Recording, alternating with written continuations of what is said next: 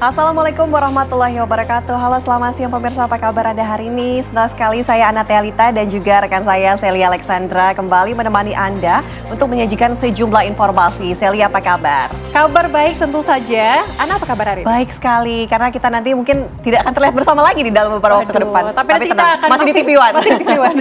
Kita akan hadirkan informasi pertama dulu untuk Anda pemirsa sebelum nanti kita hadirkan informasi lainnya. Di mana pasar induk di Kecamatan Cepu, Kabupaten Blora, Jawa Tengah terbakar pada Minggu pagi. Ya, 48 kios pasar ludes akibat dilalap si jago merah.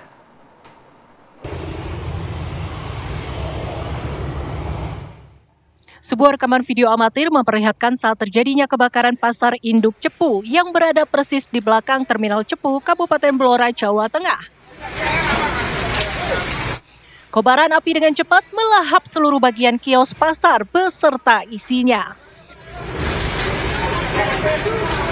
Sebanyak 6 unit mobil pemadam dikerahkan ke lokasi kejadian untuk memadamkan api. Hartono selaku pengelola pasar menjelaskan kebakaran terjadi pada Minggu sekitar pukul 5.00 waktu Indonesia Barat ketika pasar masih dalam kondisi sepi.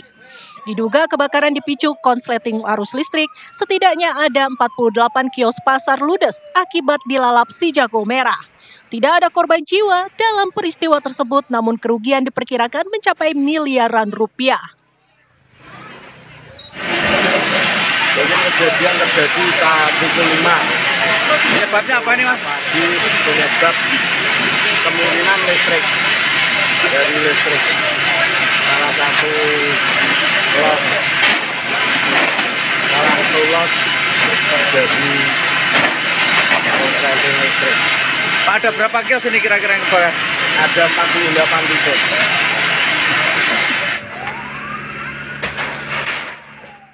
Petugas dibantu oleh warga berhasil memadamkan api sehingga tidak menjalar ke pemukiman warga yang ada di sekitar lokasi pasar. Hingga saat ini polisi masih menyelidiki penyebab kebakaran di pasar induk Cepu. Dari Blora, Jawa Tengah, Agung Wibowo, TV One mengabarkan.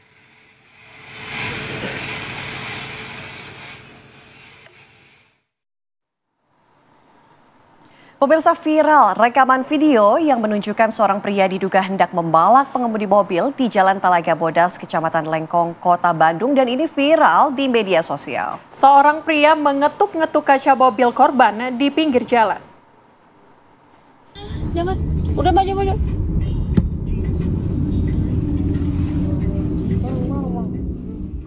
Inilah video viral saat seorang pria diduga hendak melakukan pemalakan terhadap pengendara mobil di Jalan Talaga Bodas, Kecamatan Lengkong, Kota Bandung, Jawa Barat. Enggak. Peristiwa tersebut terjadi 25 Januari lalu. Diunggah korban ke media sosial. Iya, ke pinggir kita yuk, ke pinggir. Enggak, ke pinggir, kita ke pinggir. Dalam rekaman video terlihat seorang pria mengetuk-ngetuk kaca mobil korban di pinggir jalan. Ke pinggir. Menurut warga sekitar, awalnya pria tersebut berlari ke tengah jalan lalu mengadang setiap kendaraan yang lewat. Nangis nih. Yang saya lihat, saya lagi naik angkot tuh, turun di angkot, tiba-tiba saya lihat di depan Chicken itu dia mobil diberhentiin lalu tapi orangnya itu nggak pada keluar, cuma kayaknya pada takut gitu. Terus dia lari ke depan ke sini, ada motor juga ditarik sampai dapat, tapi dia mah tetap aja lari setiap motor mobil terus aja dihalang-halang kayak gitu. Kalau mulai mati halang, terus pas sampai perapatan ada mobil berhenti diketuk gitu, tapi mobil mah tetap aja maju, cuman. Setelah video tersebut viral di media sosial, polisi mengamankan pria dalam video yang diketahui berinisial NO berusia 21 tahun di sebuah asrama di Lengkong. Pelaku diduga dalam keadaan terpengaruh minuman beralkohol saat melakukan aksinya tersebut. Dari Bandung, Jawa Barat, Cepi Kurnia, TV One mengabarkan. Pemirsa, seorang mekanik sepeda motor di Sukabumi, Jawa Barat ini menabung koin selama 8 tahun. Ya, dan hasilnya ia berhasil mengumpulkan uang lebih kurang 70 juta rupiah.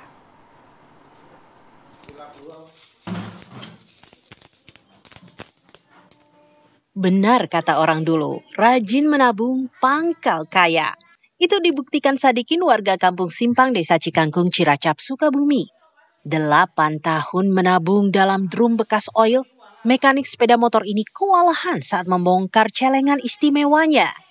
Begitu banyak uang koin dalam drum itu, sampai-sampai Sadikin dibantu anak dan istri menghitung tabungannya. Hitung punya, uang koin Sadikin dalam drum ternyata sudah mencapai lebih dari 70 juta rupiah. Sadikin terus mengulang-ulang hitungan karena khawatir salah. Maklum saja, niat Sadikin awalnya adalah iseng menabung dalam drum bekas oli tersebut, gara-gara bengkelnya sepi saat tahun 2016. Tak ada yang menyangka, termasuk Sadikin, bisa mengumpulkan puluhan juta rupiah dari keisengannya menabung itu. Kalau nggak salah itu 8 tahun yang lalu, waktu di bengkel saya sepi, saya kan bengkel sehari-hari kan ngebengkel, bengkel motor. Waktu itu bengkel saya sepi, saya lihat ada drum kosong, dan saya spontan inisiatif bikin celengan dari drum. Awal sih nggak ada niat bikin celengan dari drum, cuman iseng-iseng itu, soalnya kan orang lagi sepi di bengkel saya kan gitu. Kalau dipikir-pikir, ini sih bukan iseng ya namanya. Yang jelas, Sadikin tak mungkin menyimpan uang sebanyak itu di dalam rumah.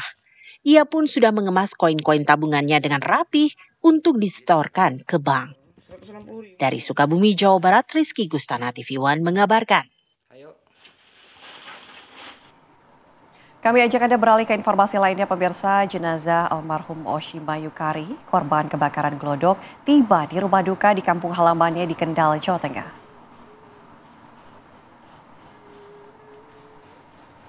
Jenazah Oshima Yukari tiba sekitar pukul 5:30 Minggu pagi tadi. Rencananya almarhumah dimakamkan di TPU terdekat sekitar 500 meter dari kediaman. Sementara prosesi pemakaman dimulai sekitar pukul 10 pagi waktu Indonesia Barat.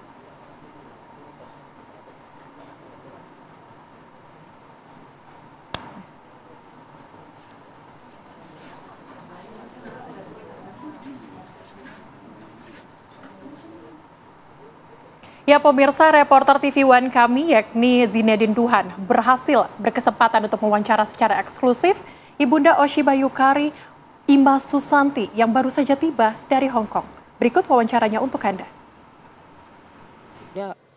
Komunikasi terakhir bersama Oshima sendiri seperti apa, Bu? Kalau komunikasi terakhir itu dia selalu aktif kan gitu.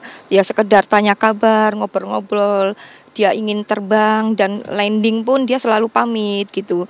Tapi terakhir itu dia komunikasi sama saya itu dia rencana ingin mengadakan hari ulang tahun tanggal 13 Maret 95. Ingin beli kipas angin 40 sama kambing gitu.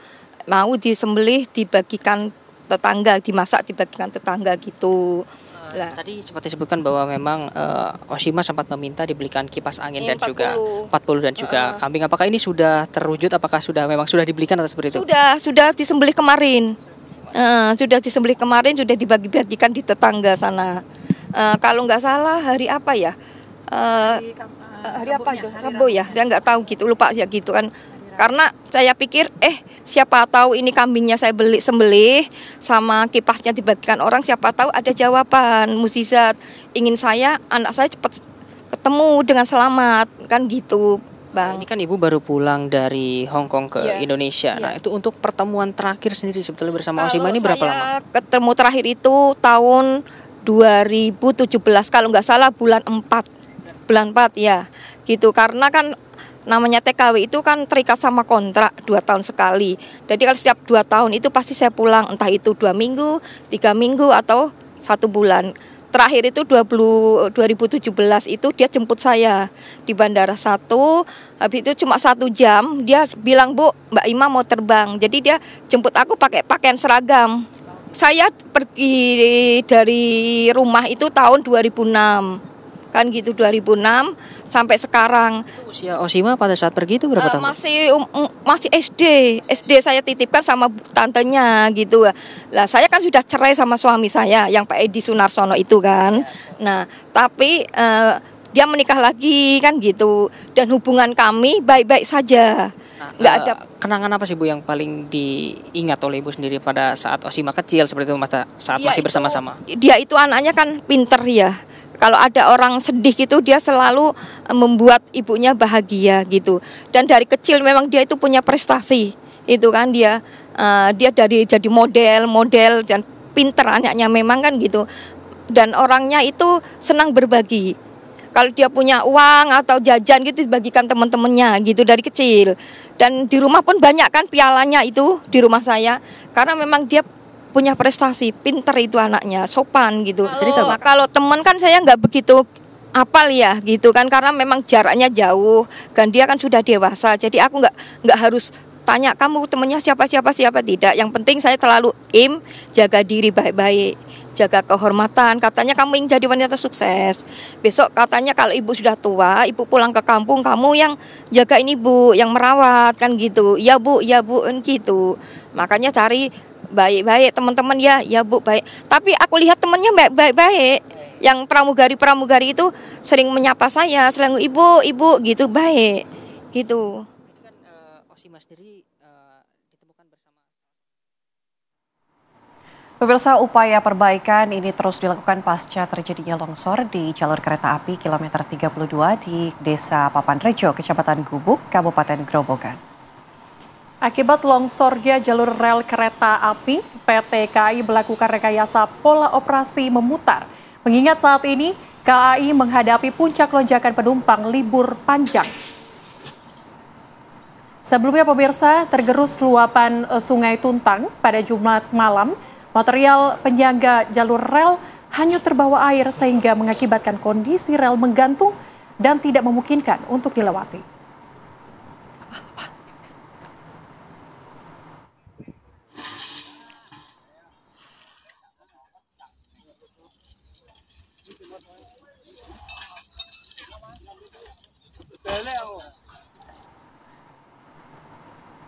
Ya pemirsa, sosok selebgram transgender Isa Zega tengah jadi sorotan. Tak hanya terjerat kasus dugaan pencemaran nama baik, selebgram transgender Isa Zega juga dilaporkan atas kasus dugaan penistaan agama. Selengkapnya di Apa Kabar Indonesia Siang.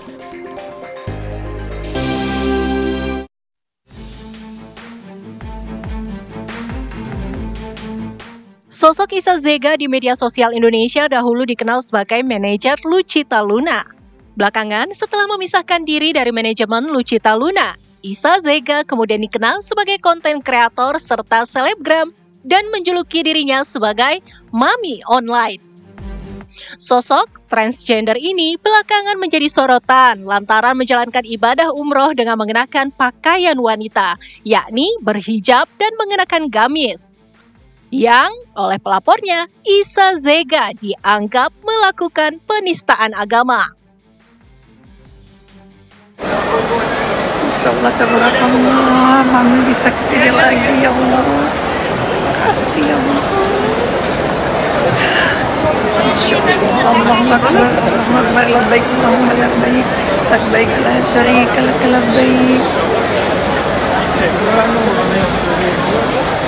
Masya Allah, terima kasih ya Allah sudah mengundang hamba ke sini lagi kepada Allah.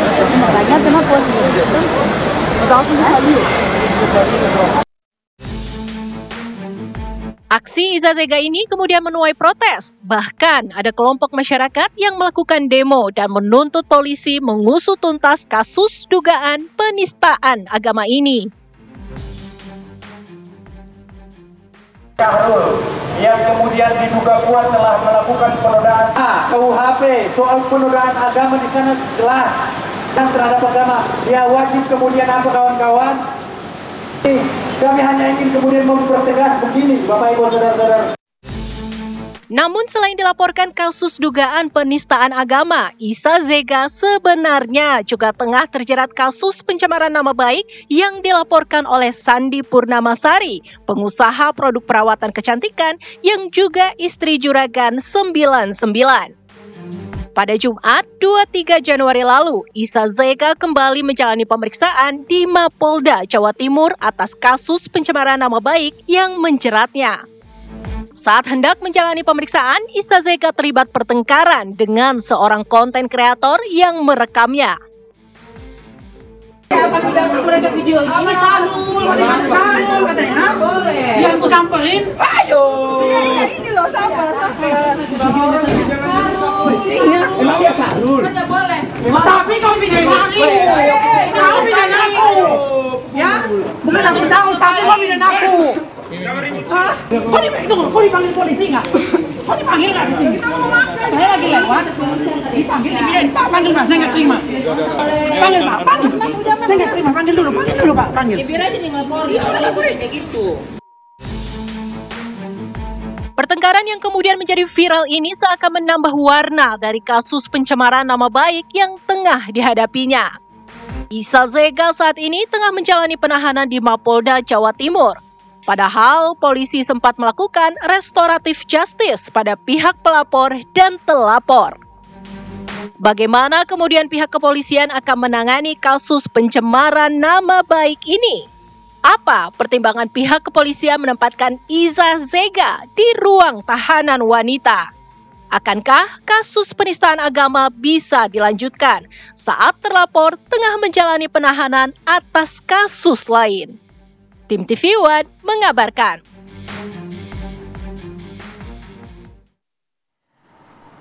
Pemirsa, kami ajak Anda untuk mendalami lebih lanjut berkenaan dengan kasus ini. Sudah bergabung bersama kami ada Kasubdit dari Cyber Polda Jawa Timur, AKBP Charles. Selamat sore Pak Charles.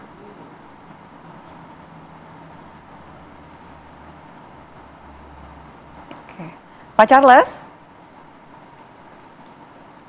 Oke Pak, mungkin bisa di-unmute Pak.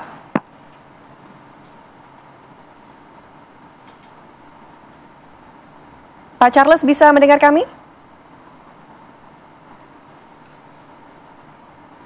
Oke, tampaknya ada gangguan komunikasi. Kita juga nanti akan bertanya kepada Pak Charles berkaitan dengan kasus hukum yang saat ini menimpa selebgram Isa Zega. Ada 2 kasus ya. Penistaan agama dan juga pencemaran nama baik. Betul sekali. Tampaknya juga sudah ditahan begitu. Sudah ditahan di lapas wanita. Apa pertimbangannya kemudian pihak kepolisian menahan Isa Zega ini di lapas khusus wanita? Karena memang Isa Zega ini sebelumnya adalah seorang transgender begitu ya. Kita akan langsung tanyakan kepada AKBP Charles sambil kami memperbarui komunikasi dengan Kasubdit Cyber Polda Jawa Timur AKBP Charles. Pemirsa, kita ketahui juga memang ada beberapa yang menjadi pertimbangan begitu ya, dan juga yang menjadi yang harus perlu kita tanyakan mungkin nantinya adalah hukuman apa kemudian yang akan diberikan begitu kepada Isa Zega nantinya terkait dengan 2 kasus yang berbeda ini. Begitu. Apakah kemudian masih akan dilanjutkan kasus hukum penistaan agama? Karena saat ini memang Isa Zega sendiri sudah ditahan dengan kasus lainnya begitu ya. Ada 2 seperti yang tadi kita sudah informasikan kepada pemirsa. Ada tersangka kasus pencemaran nama baik dan juga penistaan agama. Oke. Kasus penistaan agama ini seperti yang kita ketahui memang menuai banyak kritik begitu dari masyarakat terkait dengan apa yang dilakukan oleh selebgram transgender Isa Zega yang pergi ke umroh sebelumnya. Ini juga menuai beragam aksi demonstrasi begitu ya, Ana? Betul sekali. Kalau kita lihat ke belakang begitu ya, pada Jumat 23 Januari lalu juga Isa Zega sempat menjalani pemeriksaan di Mapolda Jawa Timur. Baik, kita akan coba untuk hadirkan informasinya dan juga dialognya bersama dengan AKBP Charles. Usai jeda berikut, tetaplah bersama kami di Apa Kabar Indonesia Akhir Pekan, pemirsa. Ya, pemirsa, seperti yang tadi sudah kita janjikan ya, saya lihat dan juga pemirsa, kami akan hadirkan Kasubdit Cyber Polda Jawa Timur, AKBP Charles, untuk kemudian membahas perihal dengan kasus yang menimpa Isa Zega. Assalamualaikum, selamat sore Pak Charles. Selamat sore Mbak Ana, Mbak Sheila. Oke, Pak Charles, langsung saja kami ingin tahu, Isa Zega ini tersangkut 2 kasus begitu ya, penistaan agama dan satu lagi adalah pencemaran nama baik. Saat ini sudah dilakukan penahanan. Apakah kemudian kasus satunya lagi ini masih bisa diteruskan ketika sudah ditahan? Perlu kami jelaskan, Mbak, untuk di Polda Jawa Timur menangani pencemaran nama baik, Mbak, bukan penistaan agama. Oke, artinya satu kasus. Khususnya di Polda Jawa Timur. Oke, ketika ada 2 kasus di wilayah yang berbeda, Pak Charles, ini bagaimana, Pak? Untuk proses hukumnya di wilayah Polda lain, kasusnya tetap berjalan, tidak mengganggu sama sekali. Baik, Pak Charles, terkait dengan tempat penahanan, apa kemudian yang menjadi pertimbangan dari Polda Jawa Timur untuk menahan di tempat penahanan wanita? Seperti apa? Sesuai dengan prosedural, sebelum kita melakukan penahanan, kita melakukan pemeriksaan kesehatan terhadap yang bersangkutan. Dan saat kami mengajukan KTP, tertulis, tertera jenis kelamin perempuan, sehingga kita menyesuaikan dengan KTP-nya. Oke, artinya sudah ada perubahan jenis kelamin di KTP, maka dari itu ditahan di penjara untuk khusus wanita begitu ya Pak. Pak Charles, bagaimana dengan kasus lainnya yang kemudian ditangani oleh Polda lain? Apakah kemudian bisa seorang narapidana ini bolak-balik untuk kemudian pemeriksaan kasus lainnya? Bisa dijelaskan? Baik, untuk pemeriksaan di wilayah Polda lain, penyidiknya bisa datang ke wilayah Polda Jawa Timur untuk melakukan pemeriksaan nantinya di Polda Jawa Timur. Baik, itu artinya memang ada 2 kasus berbeda begitu ya, Ana. Terima kasih AKBP Charles hari ini sudah bergabung bersama kami di Apa Kabar Indonesia Akhir Pekan. Sehat selalu, Pak. Ya pemirsa, kami hadirkan informasi lainnya untuk Anda karena jangan pernah ini meremehkan kekuatan emak-emak ya Sel. Ya, karena pasalnya pemirsa 2 ibu rumah tangga ini menggagalkan pencurian tabung gas LPG di Parung, Kabupaten Bogor, Jawa Barat. Rupa-rupanya warga daerah sekitar kejadian kerap kehilangan tabung gas LPG.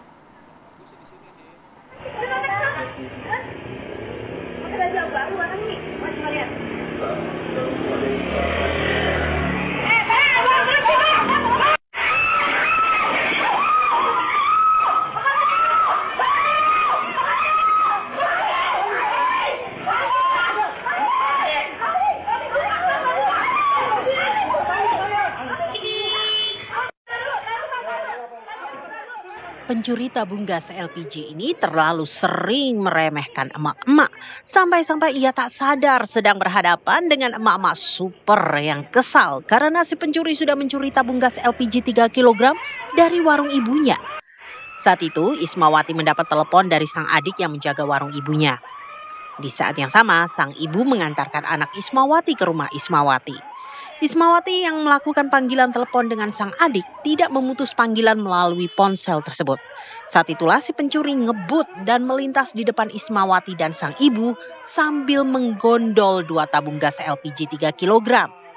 Ismawati pun nekat menghentikan laju si pencuri yang sengaja hendak menabraknya. Dan akibatnya Ismawati maupun pencuri terpental.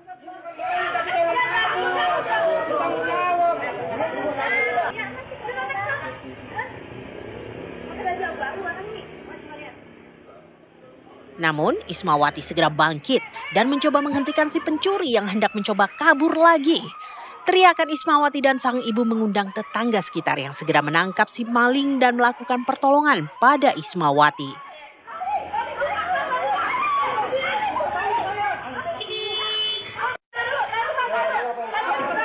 Udah tuh, mama saya langsung putar balik. Ya, ada barang saya yang ketinggalan, saya ambil tuh yang plastik hitam itu kan di video ada kan, saya ambil. Pas seperti itu, pas saya ambil, ciri-ciri yang disebutkan sama adik saya itu ada di depan mata saya dari arah sana gitu ya. Langsung kan saya refleks untuk memberhentikannya, abang berhenti dulu gitu, bang berhenti gitu ya, bang berhenti, malah saya ditabrak sama dia. Terus pas ditabrak itu saya bangun, saya nggak refleks, saya pegangin si maling itu biar dia nggak kabur. Terus saya video lagi sama adik saya, ini benar untuk memastikan ini benar atau tidak. Bener nggak ini dek, maling yang tadi masuk ke dalam warung? Iya bener teh yang ini. Udah sampai saat itu saya dibantu sama tetangga untuk untuk luka-luka saya diobatin sama para tetangga dan langsung telepon pihak berwajib. Menurut polisi, pelaku memang mengincar tabung-tabung gas LPG. Ia datang dari Pamulang, Tangerang Selatan untuk melakukan kejahatan di seputar Parung, Kabupaten Bogor, Jawa Barat. Plat nomornya nih, maling gas. Lu gue telepon Polsek Parung, lu habis tuh Eko lu. Ampun bang. Tepatnya di TKP tersebut, pelaku melihat sasaran 2 buah tabung gas, kemudian menghampiri. Pada saat itu, penjaga warung bernama FS menanya kepada pelaku yang tidak dikenalnya, mau nyuri ya? Nah, kemudian dijawab oleh pelaku iya, karena penjaga warung adalah perempuan, membiarkan saja atau diam saja, pelaku langsung ngambil 2 buah tabung gas, dinaikkan ke motor lalu kabur. Tidak lama dari itu FS menelepon kakaknya.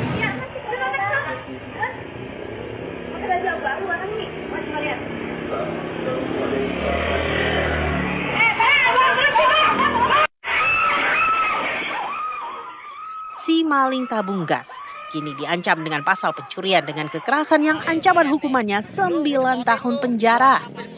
Dari Bogor, Jawa Barat, Usep Saripudin, TV One mengabarkan. Plat nomornya nih, maling gas.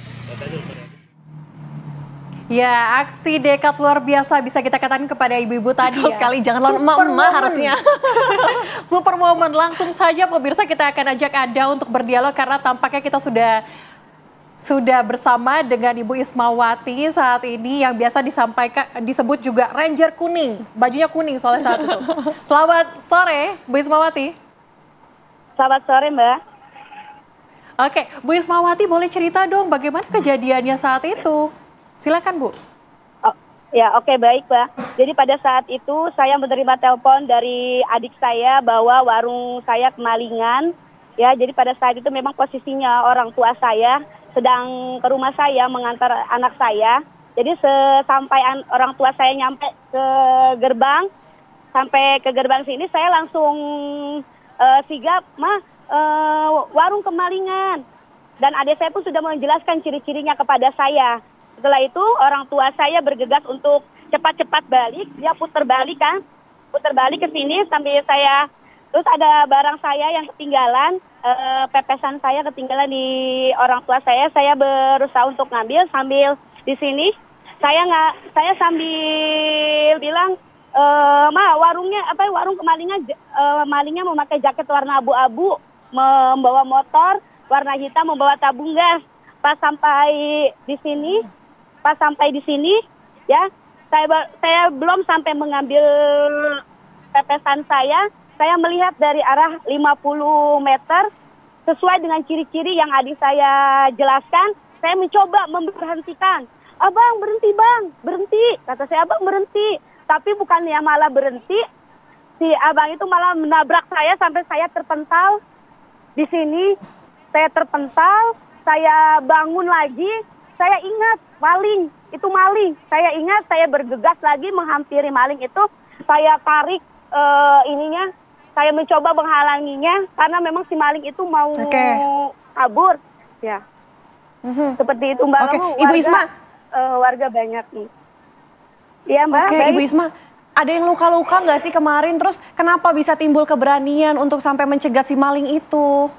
Oh iya, saya luka-luka di bagian tangan, kaki, ini saya sakit pinggang. Saya kenapa muncul keberanian seperti itu, Mbak? Karena saya sangat geram. Ya Allah, maksudnya warung saya itu memang peninggalan ayah saya ya untuk biaya sekolah adik-adik saya. Terus memang di kampung saya tuh memang sedang tinggi-tingginya tingkat kriminalitas, banyak yang hilang tabung gas, banyak yang hilang motor. Jadi saya rasanya dengar kata maling, ya Allah langsung kayak kesel banget hati saya, gitu Mbak. Baik, Bu Isma, boleh cerita mungkin apa saja yang selama ini dicuri oleh maling dan sejak kapan aksi ini memang terjadi di wilayah Anda? Cuma seminggu yang lalu tetangga saya gasnya kemalingan. Tetangga saya juga motornya kemalingan di daerah Cihowe, di daerah Cogrek juga banyak yang kemalingan. Bahkan nenek saya pun pernah kehilangan gas 15 tabung gas. Mertua saya juga kehilangan. Jadi sedengar maling, apalagi saya sendiri yang kehilangan, sakit banget rasanya, hati saya kesel gitu, Mbak. Oke. Ibu, kalau warga sekitar yang jadi korban pencurian tabung gas ini ada tidak yang mengenali pelaku? Oh, untuk itu saya tidak tahu, tapi saya kan baca-baca ya di komentar di sosial media, katanya memang ada beberapa komentar yang memang bahwa si maling itu pernah juga maling di tempat lain gitu, Pak. Gitu, Bu. Akhirnya ketangkap gitu ya, Bu. Ibu, ini nggak sih, Bu, pada saat habis menangkap maling, Ibu sempat dikonfrontir lagi nggak sama malingnya di kantor polisi? Saya belum ketemu maling karena saya masih trauma juga sih, Pak, Bu, kalau saya ngelihat malingnya gitu. Oke, Bu Isma, setelah kejadian ini dan aksi pencurian ini begitu banyak begitu, apakah ada peningkatan penjagaan di wilayah Anda atau seperti apa? Iya, Bu.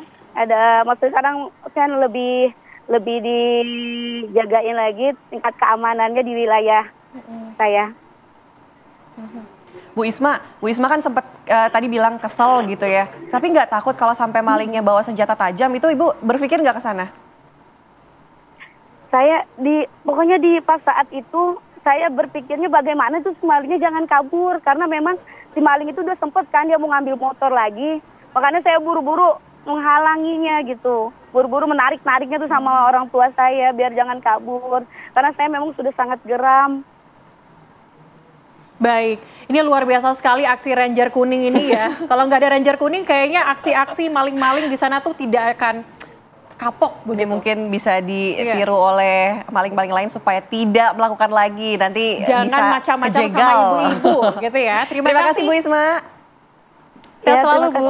Ya pemirsa, kami harus jeda terlebih dahulu. Usai jeda kami kembali dengan informasi lainnya untuk Anda di Apa Kabar Indonesia akhir pekan sesaat lagi.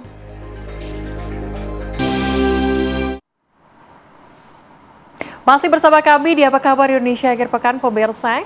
Nabi Musa menerima wahyu berupa kitab Taurat pertama kali di Gunung Sinai yang berada di Mesir. Ya, reporter kami Widya Sonata akan menapaktilasi jejak Nabi Musa saat eksodus ke Semenanjung Sinai bersama kaumnya Bani Israel.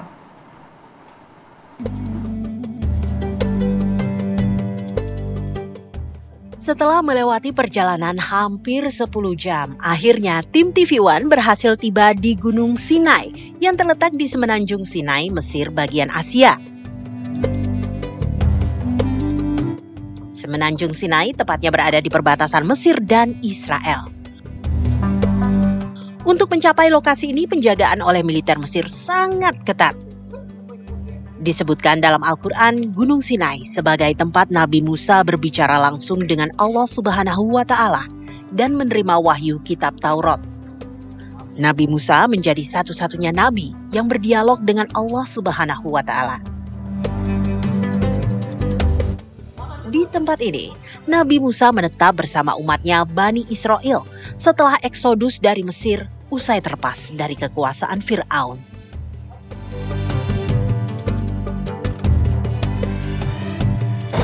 Ya pemirsa, saat ini saya berada di Semenanjung Sinai, di mana dikatakan ini adalah tempat titik Nabi Musa berdialog dengan Allah, tempat Nabi Musa menerima wahyu, beberapa pesan untuk disampaikan kepada umatnya yaitu Bani Israel.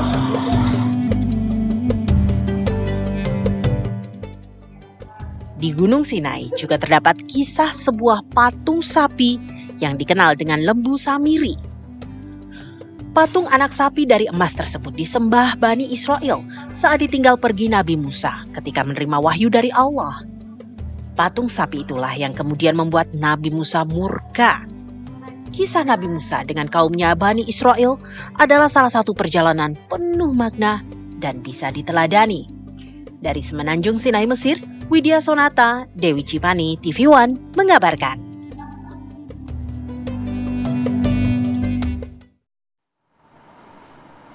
Ya pemirsa, libur panjang Imlek dan juga Isra Miraj, ada tempat wisata di Boyolali, Jawa Tengah yang dipadati para pengunjung dari berbagai daerah. Tempat wisata yang menjadi salah satu destinasi adalah wisata air. Di tempat wisata ini, para pengunjung dimanjakan dengan mata air yang jernih dan mengalir.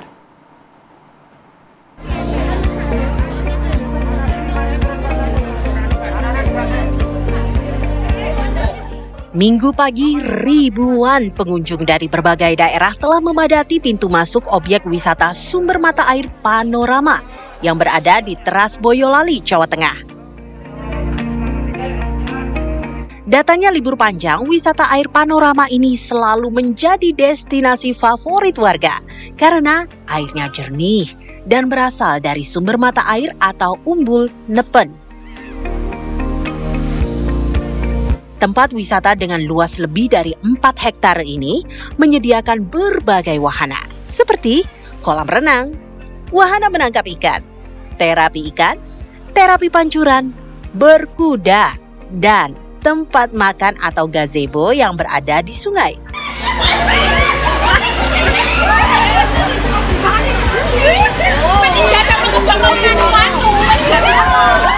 Tidak hanya itu, para pengunjung juga bisa menyusuri sungai dengan menggunakan ban karet atau yang sering disebut tubing dengan panjang aliran sungai 400 meter dan membayar Rp10.000 per orang.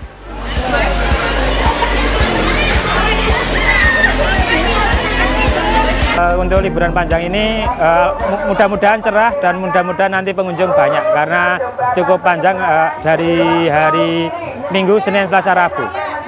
Targetnya berapa? Ya mudah-mudahan mencapai 5.000 Pak.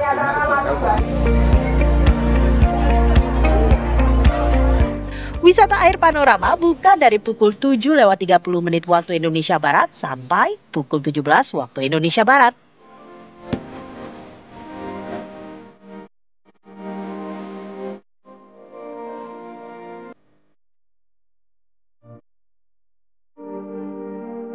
Dari Boyolali, Jawa Tengah, Agus Sabtono, TV One mengabarkan.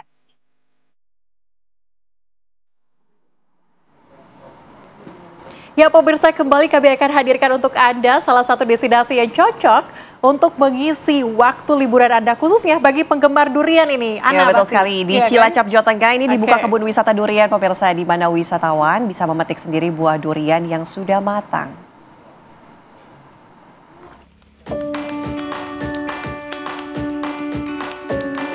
Inilah kebun durian yang ada di Desa Pesahangan, Kecamatan Cimanggu, Cilacap, Jawa Tengah. Kebun durian ini bisa jadi salah satu pilihan saat mengisi liburan bagi Anda penggemar buah durian. Di kebun durian, para pengunjung bisa memetik sendiri durian yang sudah matang dan nantinya bisa dimakan di bawah pohon durian langsung. Indahnya pemandangan menjadi salah satu pemikat para wisatawan datang ke kebun durian untuk berfoto selfie atau bahkan berfoto dengan teman, keluarga, dan pasangan. Yang keberapa datang ke sini, Mbak? Udah 2 kali kayaknya. Oh, 2 kali. Ya. Mbak setiap liburan pasti datang ke sini berarti ya? Iya. Ini sama durian memang doyan banget? Pasti dong, doyan banget. Apa yang bikin kangen durian? Sama duriannya? Karena rasanya enak banget. Ada berbagai jenis durian yang ditanam di kebun durian ini, seperti durian duri hitam, durian musangking, durian bawor, serta jenis lainnya. Bukan hanya menikmati durian, di kebun ini juga para pengunjung bisa belajar cara menanam, merawat, dan memanen durian yang baik. Healing level gunung, level pedesaan. Ya siapa tahu orang kota juga suka dengan pola model bermain ke kebun durian untuk menghilangkan penatnya HP. Untuk masuk ke kebun durian, para pengunjung tidak dikenakan biaya apapun. Pengunjung hanya disarankan untuk memberikan uang parkir untuk keamanan kendaraan mereka. Dari Cilacap, Jawa Tengah, Ian Sutriana, TV One mengabarkan.